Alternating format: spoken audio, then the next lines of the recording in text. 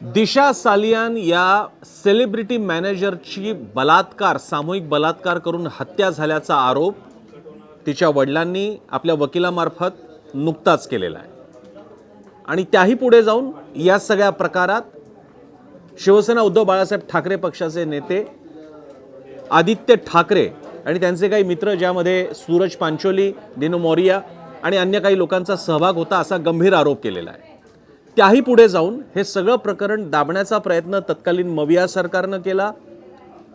तेव्हाच्या महापौर राहिलेल्या किशोरी पेडणेकर आणि पोलिसांनी आपल्याला वेगळंच वर्जन सगळ्या प्रकरणाचं दाखवलं, दबाव आणला एक प्रकारचा, आणि या प्रकरणाला दाबायला मदत केली। आणि म्हणून आम्ही आता हा मुद्दा परत मांडतोय। आणि इतकंच नाही, हे प्रकरण महाराष्ट्रामध्ये त्याचा तपास न होता त्यावरती केंद्रीय एजन्सीची देखरेख असावी आणि हे प्रकरण सुद्धा उत्तर प्रदेश किंवा अशा तत्सम राज्यातून कंट्रोल व्हावं अशी मागणी केलेली आहे।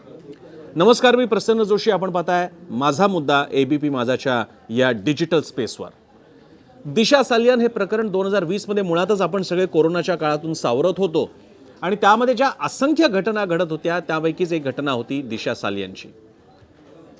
पुढे आपल्याला कल्पना आहे, सुशांत सिंग राजपूतचा धक्का तर सगळ्यांनाच बसला होता, पण दिशा सालियान त्यानंतर सुशांत सिंग राजपूत यामध्ये एक लिंक लावण्यात आली आणि ती लिंक कमी म्हणून की काय, दिशा सालियानची बलात्कार करून हत्या झाली आणि त्यामध्ये राजकीय नेते सहभागी होते हा आरोप तेव्हापासून होता।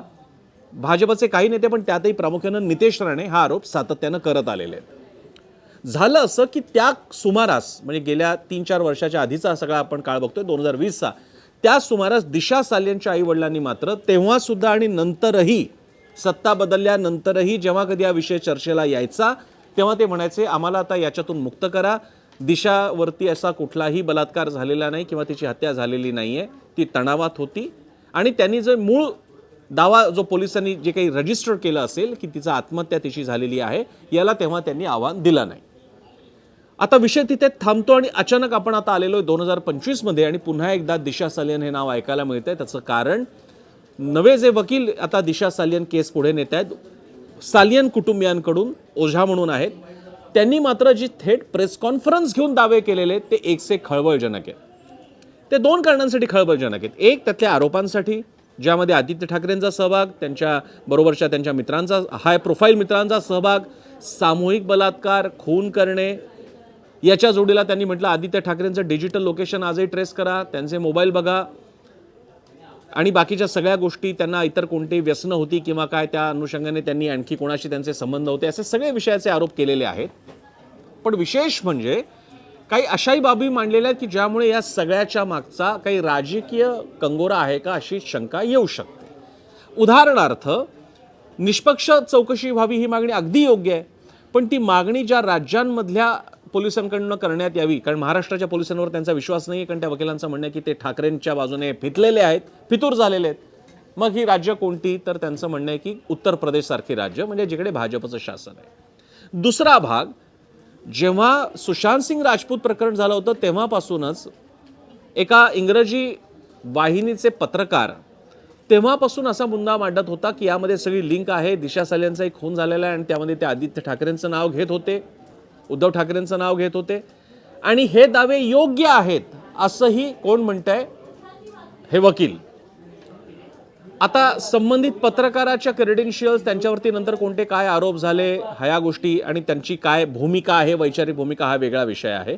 पण इकडे हे वकील अशा प्रकारचे काही दावे करतायत, त्यामुळे ही केस सुरू होत असताना, जर का पुन्हा आता सुरू होत आहे, तर त्यावेळीच त्याचा काही राजकीय कंगोरा आहे का याची चर्चा सुरू झालेली आहे। आता जरी वकील स्पष्टपणे म्हणत नसले तरी सुद्धा बाहेर जी चर्चा व्हायची ती व्हायचीच। एकीकडे औरंगजेब प्रकरण थांबत असताना, संघाने कान टोचल्यानंतर अचानक आता दिशा सालियान पुढे येत आहे। दिशा सालियानचे वडील आता एकदम थेट सामूहिक बलात्कार, खून झाला वगैरे म्हणतायत, की जे 3-4 वर्ष ते बोलत नव्हते, तेव्हा ते म्हणत होते आमच्यावर दबाव आहे, त्यामुळे स्वाभाविक प्रश्न हाही येतो, मग आता सुद्धा त्यांच्यावर दबाव आहे का। आणि दुसरी गोष्ट, वकिलांची मांडणी जी केली जाते ती त्यांची एका पक्षीय भूमिकेतून आहे का, असाही प्रश्न उपस्थित होतोय। अर्थात यामध्ये जो काही व्हायचा आहे तो तपास होईलच, राज्य आपल्या सगळ्या यंत्रणा सक्षम आहेत, आदित्य ठाकरेंचा यामध्ये काहीही भाग असेल तर त्यांच्यावरती कारवाई झालीच पाहिजे, तो मुद्दाच नाहीये। पण मुद्दा हा आहे की अशा सगळ्या घटनांमुळे मधल्या काही काळामध्ये अनेकदा 15-15 वर्ष रिलेशनशिपमध्ये राहिल्यानंतर जेव्हा महिला म्हणते की माझ्यावर बलात्कार झालेला आहे, लग्नाचं आमिष दाखवून फसवणूक झालेली आहे, अशा प्रकरणांमध्ये माननीय न्यायालयानं खडे बोल सुनावलेले आहेत की तुम्ही न्याय मागण्यासाठी इतकी वर्ष बलात्कार कसा काय चालू राहू शकतो, किंवा इतक्या वर्षांपूर्वीचं प्रकरण तुम्ही आता पुन्हा वेगळ्या भूमिकेने कसं काय मांडू शकता. असे अनेक मुद्दे या सगळ्या प्रकरणात उपस्थित राहणार तर आहेतच, पण हेही खरं आहे की शिवसेनेची पुन्हा एकदा कोंडी होणार आहे का.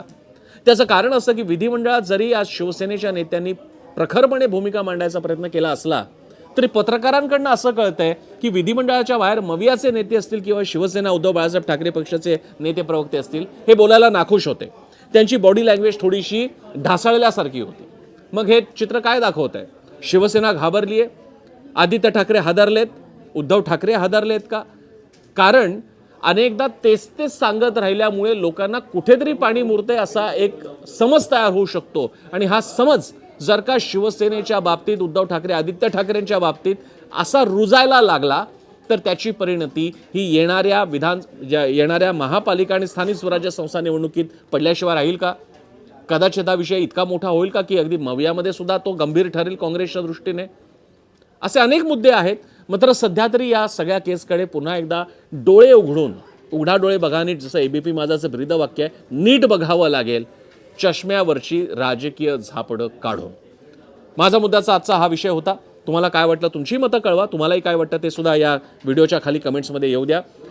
तुर्तास इथेच थांबणार आहे. याच अनुषंगाने आपली चर्चा दररोज असते, सोमवार ते शुक्रवार रात्री 7:56 0 ओव्हरमध्ये माझ्यासोबत. पाहायला विसरू नका 0 ओव्हर एबीपी माझावर. धन्यवाद.